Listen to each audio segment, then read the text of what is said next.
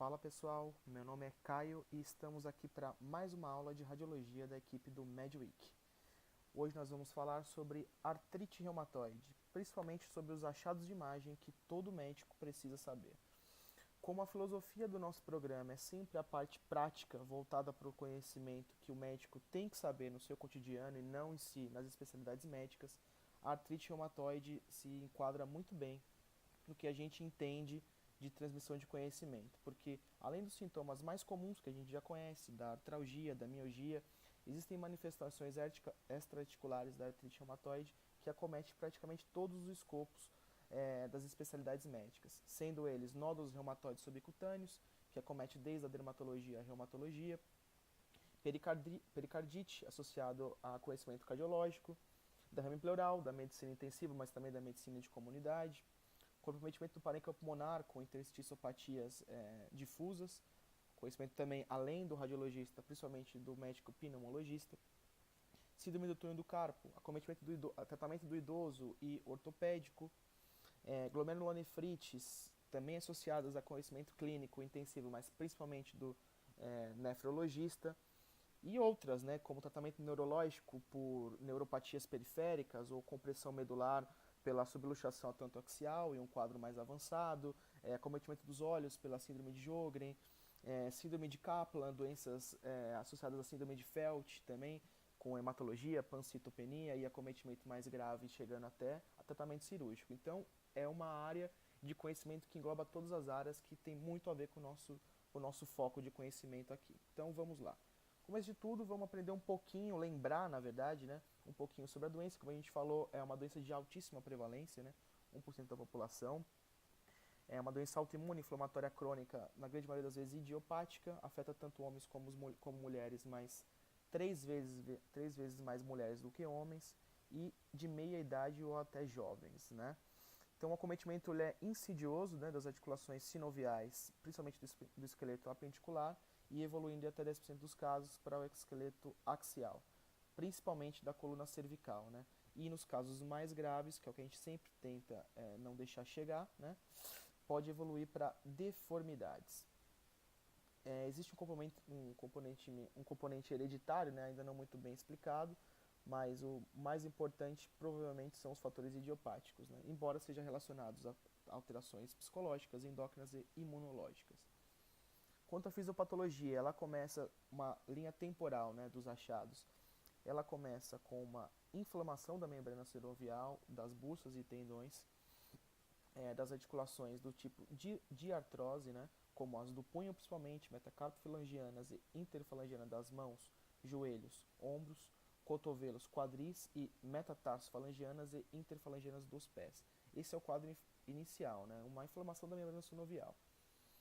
Após essa inflamação, evolui-se para um quadro que a gente chama de PANOS, né, que é uma hiperinflamação, né, caracterizada por uma hipervascularização e proliferação inflamatória da membrana sinovial. Depois disso, ela acomete, por aumento desse PANOS, um acometimento por contiguidade da cartilagem articular subjacente, né, e o osso subcondral ao lado dessa articulação, o que acarreta de forma paulatina uma destruição das estruturas periarticulares e evolui para, no casos mais graves, a deformidade articular. Então, esse é o fluxograma, né? Inflamação sinovial, panos, proliferação para articulação adjacente, erosão condral e, depois de tudo, deformidade articular, certo? Então, aqui um esqueminha, né? Primeiro da membrana sinovial normal, né? A sinóvia junto à cápsula articular, o complexo cápsula sinovial, o líquido articular passando pela cartilagem articular, a parte óssea e a êntese, certo? Então, esse é o que a gente espera de normalidade. Com o início das alterações, começa pela inflamação, como a gente viu lá em cima, da membrana sinovial, né? Da cápsula da membrana, certo? E isso vai evoluindo até chegar no líquido articular e causando o quadro de panos, né? E o quadro de panos vai cometer, quando a evolução da doença, a membrana articular e depois a erosão óssea. Esse é o fluxograma natural da doença. E o quadro clínico? Esse é o mais natural, né? Não o que a gente falou os acometimentos extra-articulares. Dor articular, rigidez matinal, das articulações mais comuns, principalmente, né, sendo elas simétricas, das mãos e dos punhos, e menos comuns e assimetricamente dos joelhos, até um pouquinho mais comum, né, do que as articulações dos pés, têmporos mandibulares, cervicais superiores e ombros e cotovelos. Eu coloquei 70% aí para lembrar que quando ela acomete coluna, 70% das vezes é na região cervical superior, certo? E quanto às manifestações sistêmicas, como a gente já falou, mal-estar, fadiga, febre baixa, esplenomegalia e linfodenopatias, né, a síndrome de Felt aí, certo? Então, quanto a critérios diagnósticos da artrite reumatoide, existe um score, né, que a gente vai seguindo, passando de 6 já é um diagnóstico da artrite reumatoide. Isso e leva em consideração os itens A, B, C e D, sendo o A, o acometimento da articulação. Quando acomete as pequenas articulações, ganha um score maior, até 5 de pontuação. Depois passa-se para a sorologia. O fator reumatoide é importante, mas o mais importante é o anticorpo mais fidedigno associado em 98% dos casos da artrite reumatoide é o anti-CCP. Quando ele está presente em títulos altos, também ganha assim mais 3 pontos. Depois, os agentes inflamatórios, PCR e VHS. E por último, a duração dos sintomas. Como é uma doença crônica evolutiva, dá-se ponto quando a alteração é igual ou maior de 6 semanas. Acima de 6 pontos no total, diagnóstico de artrite reumatoide. Certo. Agora passando para os achados radiológicos que todo médico tem que saber. Muito comum o diagnóstico de artrite reumatoide ser feito por radiografia convencional. Qual é o problema disso?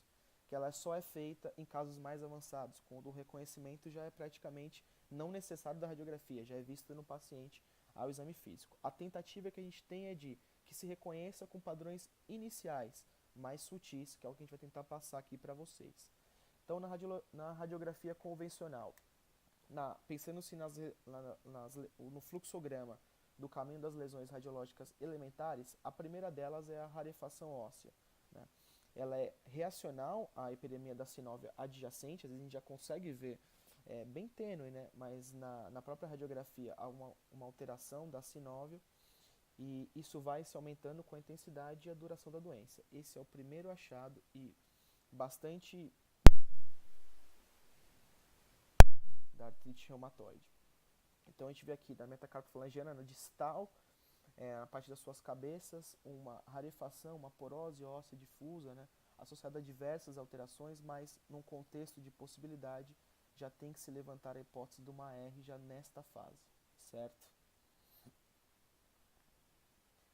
Aqui, para mostrar um pouquinho da sinóvia um pouquinho espessada já, né, difícil, tênue, mas num contexto de porose e suspeita e essa heterogeneidade com aumento da densidade das partes moles em topografia de sinóvia, pensar que já pode estar tendo uma sinovite aqui, certo? Bem tênue, né? Com a evolução do quadro, com 6 a 12 meses depois, aparecem as erosões marginais, né? Já passou do quadro do pânus, já chegou até a cavidade articular e causou uma erosão marginal. Então, geralmente elas são localizadas em regiões ósseas intraarticulares onde não há cobertura de cartilagem. Isso é bastante importante para ver o grau da doença onde está, né? Então, começa-se erosões ósseas, as pontas de setas, né? Perdendo a anatomia já natural da metacarpofalangiana distal, mas ainda a parte articular medial é preservada, pegando-se a lateralidade e a medianidade dela, certo? Da mesma forma, nesse outro exemplo, a cavidade articular preservada com erosões ósseas em partes não recobertas pela cartilagem. Com a evolução do quadro, ocorre-se a redução difusa da interlinha articular. Também um achado inespecífico, dá em bastante artralgia, outras artroses e artrites, mas num quadro de evolução lenta pode estar associado a R também. Então isso quer dizer que a erosão óssea chegou até a cavidade articular e já está começando a ter uma destruição dessa parte, certo? Como é que a gente consegue ver? Além da parte de erosão óssea, tem seu acometimento já entrando para a parte da cavidade articular, com já começo de sua perda de anatomia normal. A gente vê aqui o comecinho de uma perda do espaço articular, né? Tênue, mas já visível, diferente do anterior, certo?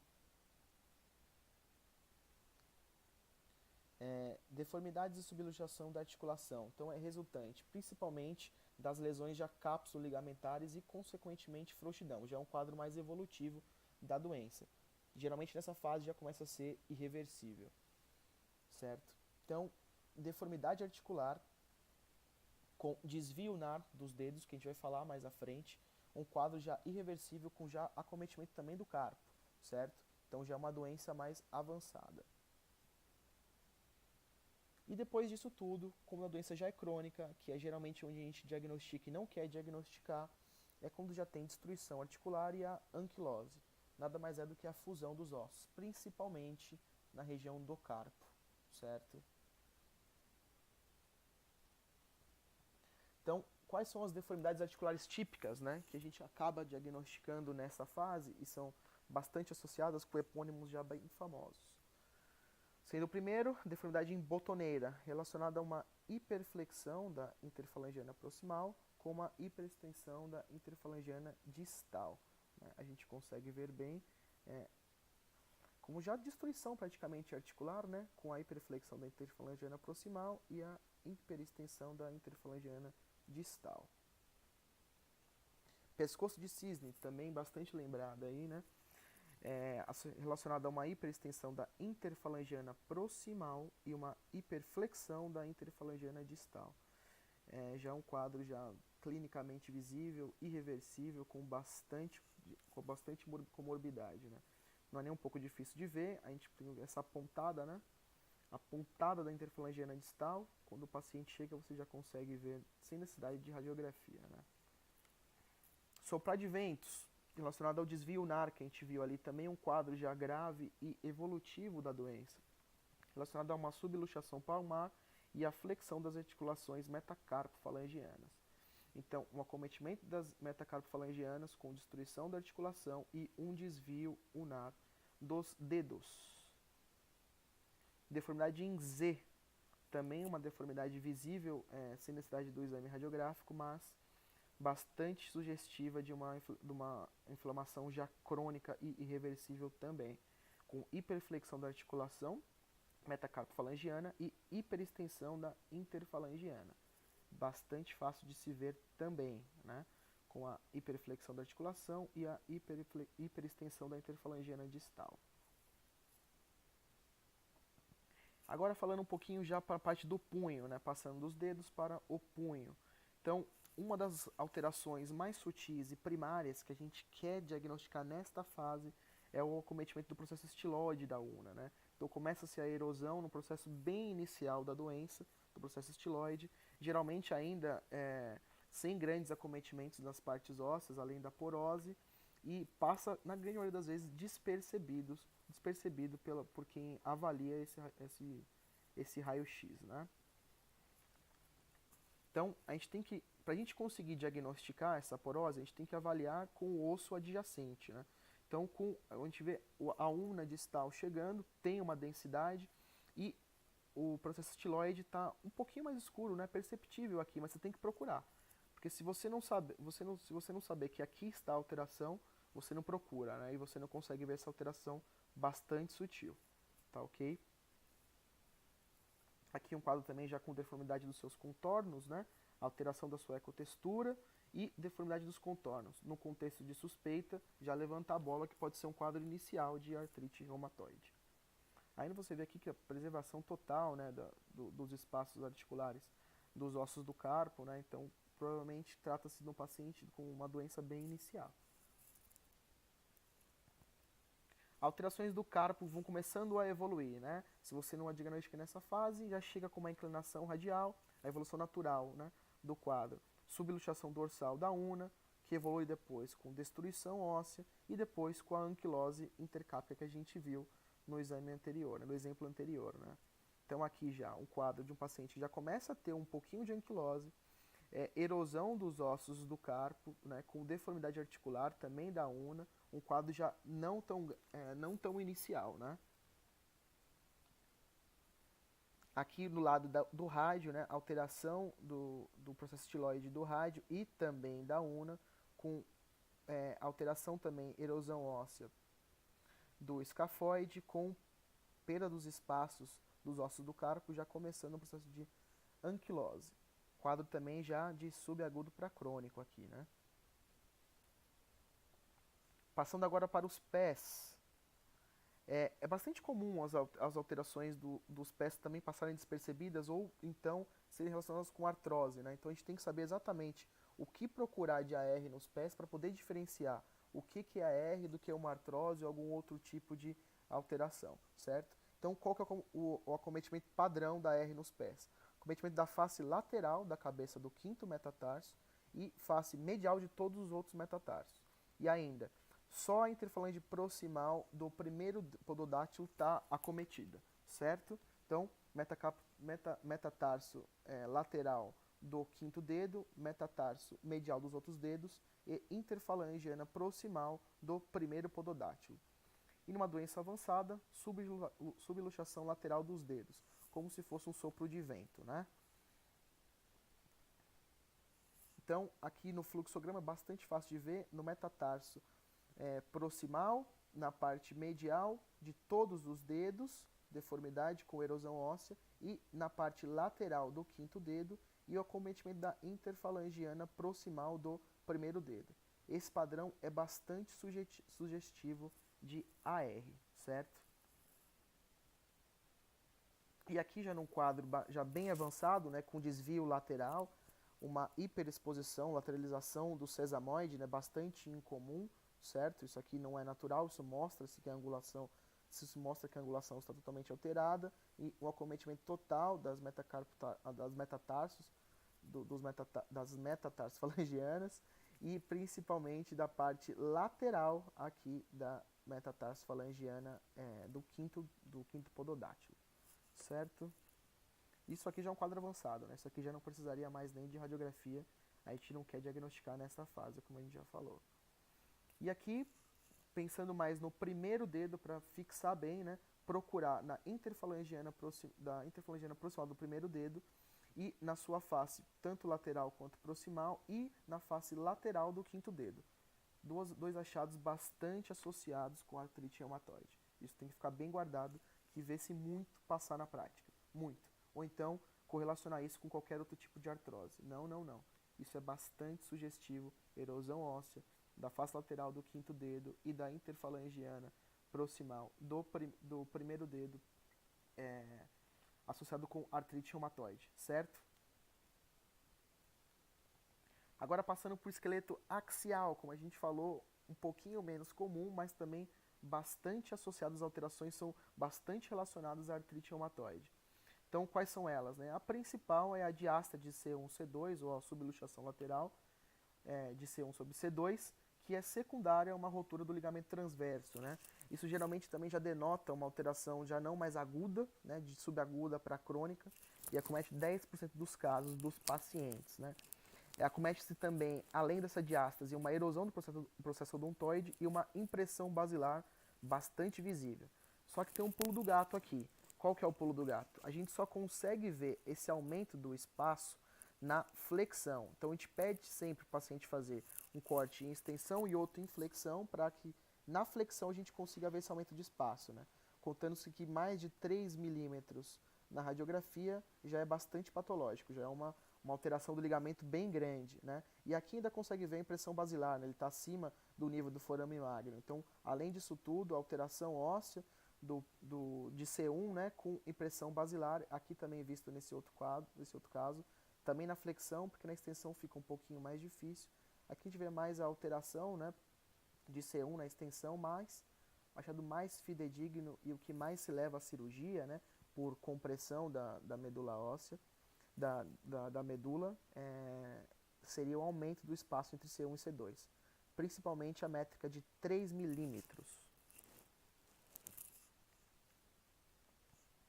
Agora pensando nas grandes articulações, né, os achados são os mesmos, né, alterações marginais de erosões, rarefação óssea no estágio inicial e evolução para quadros crônicos de destruição articular. Esse é o fluxograma natural da R óssea, né? Sendo que das grandes articulações, a mais acometida é o ombro, seguida pelo cotovelo, quadril e joelho, certo? Então aqui já num quadro mais crônico, mais evoluído do joelho, né, com perda total da articulação femorotibial, perda do seu espaço e dos seus contornos, um quadro já totalmente irreversível, né?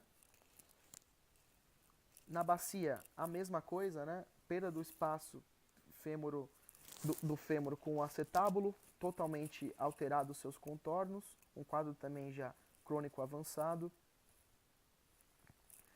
Mesma coisa para esse cotovelo, né? A gente já não consegue fazer diferenciação das articulações e dos espaços articulares naturais. E do ombro, aqui um quadro mais inicial, né? A gente já consegue ainda ver todo o contorno articular, o espaço preservado, mas já se tem uma porose óssea bastante grande. Num quadro já de diagnóstico primário das pequenas articulações, esse ombro já entraria no escopo do radar para uma possível evolução do quadro, certo? E a ultrassonografia, aqui um pouquinho mais para os médicos não radiologistas lembrarem de pedir esse exame e para os radiologistas saberem o que procurar, né? Porque a abordagem do início precoce da doença, às vezes a gente consegue diagnosticar pelo ultrassom 2 anos antes do que a gente veria as alterações na radiografia. Então, para alguns autores, principalmente, óbvio, os radiologistas, é o padrão ouro, né? E além disso, do diagnóstico ainda tem uma importância de guiar a infiltração de corticoide, né, em casos mais avançados. E quais são os achados ultrassonográficos? A gente vai ver a tenossinovite e rotura de tendões, tem que procurar-se isso nos tendões mais acometidos. Presença de nódulos reumatoides na pele e no subcutâneo. Erosões ósseas em quadros já mais graves, né, para você conseguir ver uma erosão óssea no ultrassom. E principalmente, e o que a gente mais procura no ultrassom, a sinovite, né, que vai ser caracterizado por um tecido hipoecogênico dentro da articulação, onde deveria ter o líquido articular, né, anecoide, preto, né, e provavelmente vai estar não compressível pela pressão do transdutor, certo? Mais frequente articulações acometidas, metacarpo falangiana, e a inflamação aguda pode ser vista, na grande maioria das vezes, com a ajuda do estudo Doppler, com o aumento da vascularização. É bastante sensível esses achados. Então, olhando aqui o sexto compartimento extensor, né, o tendão extensor ulnar do carpo, está bastante espessado, aumentado de tamanho, e a cavidade articular, onde deveria passar o líquido por todo o seu contorno, está um pouquinho alterada, né, com uma morfologia heterogênea, com um aspecto, com um debris, com aumento da ecogenicidade, algumas coisas brancas no meio, bastante sugestivo de sinovite. Num quadro de espessamento e sinovite, pensasse na possibilidade de uma AR, aí já antes, às vezes, até dos sintomas. E aqui já bem visível a sinovite do carpo, né, um aumento do tamanho da cavidade articular, com essa densidade totalmente alterada, né, congenicidade totalmente alterada, com o aumento dela, né, com a heterogeneidade dela, então bastante sugestivo de uma sinovite. E isso é corroborado pelo estudo Doppler com um aumento do fluxo, né, onde não deveria se ter fluxo algum, sinal de sinovite primária. Talvez seja a alteração mais incipiente do diagnóstico do paciente. Se conseguir diagnosticar aqui, para ele as complicações podem ser bem menores. E a tomografia computadorizada, onde que ela entra nisso tudo, né? Para os radiologistas também é o melhor método para detectar as erosões ósseas, né? Ela é muito mais sensível que a radiologia, que a radiografia, porque ela tem uma melhor resolução espacial. Mas qual que é o problema? É mais caro, menos acessível, e principalmente para o paciente, às vezes não é muito indicado pelo maior uso de radiação, né? Então, às vezes não é necessário, na grande maioria das vezes, o uso de tomografia, só para quadros mais avançados, né? Para ver o tamanho da deformidade com maior FOV, com uma melhor resolução espacial. O mesmo se deve à ressonância, né?